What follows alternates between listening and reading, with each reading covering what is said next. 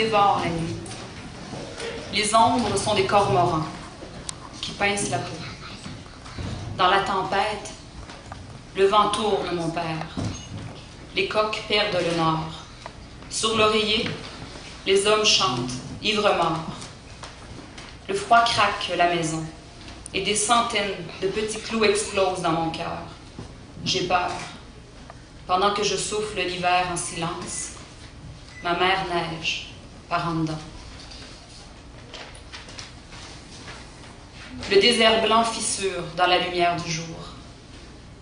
Dépose ses armes contre la fenêtre. Le visage et l'espoir blanchis, je tiens la ficelle du jour en équilibre.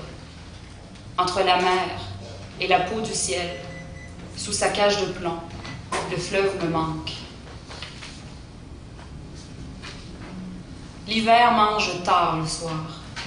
Le jour ne se lève que pour souffler. De l'autre côté de la fenêtre, une oie trace mon nom dans la neige. Il fait trop froid pour se cacher. La mort est déjà installée. L'oie se couche sur les glaces et de loin, c'est mon cœur que j'entends fendre la tempête.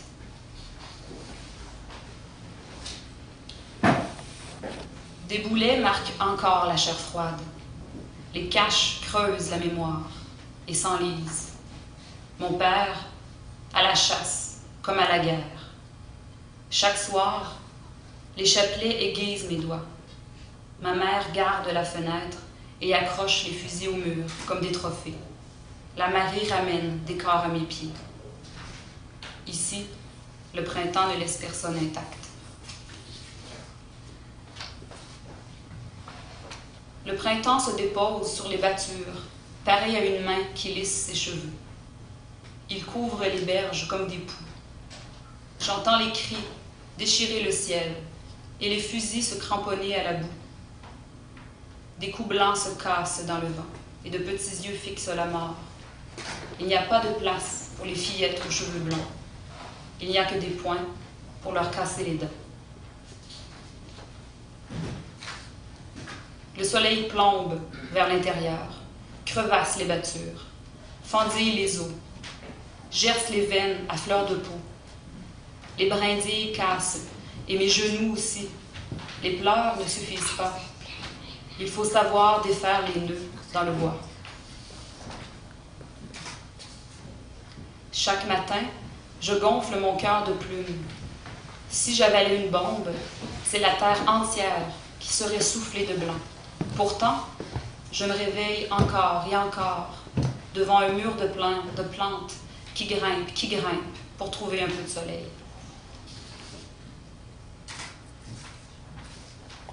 Les pieds dans l'eau, je secoue les pleurs de mes épaules nues. Des plombs tombent dans le ventre du jour. La terre a faim de toutes ses blessures.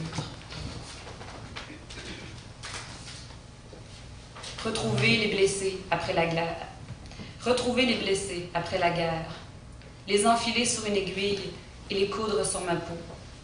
Les laisser battre sur mes tempes et saigner jusqu'au lever du jour. Reprendre l'aiguille et crever les yeux de l'été. Comme un fusil, le vent tire mon père du ciel. Il descend dans l'ombre.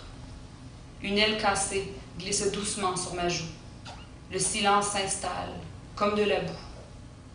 Je voudrais pardonner, mais l'éternel se fait rare quand on ne sait pas voler. Mon père est loin. Mes plumes continuent de tomber.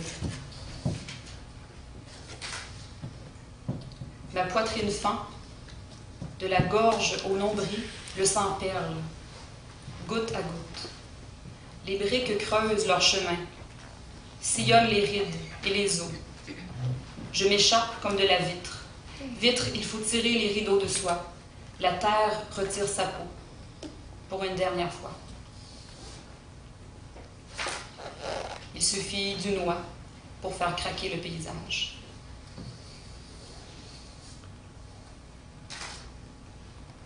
Je lance toutes les bouteilles à la mer, les souvenirs de mon père.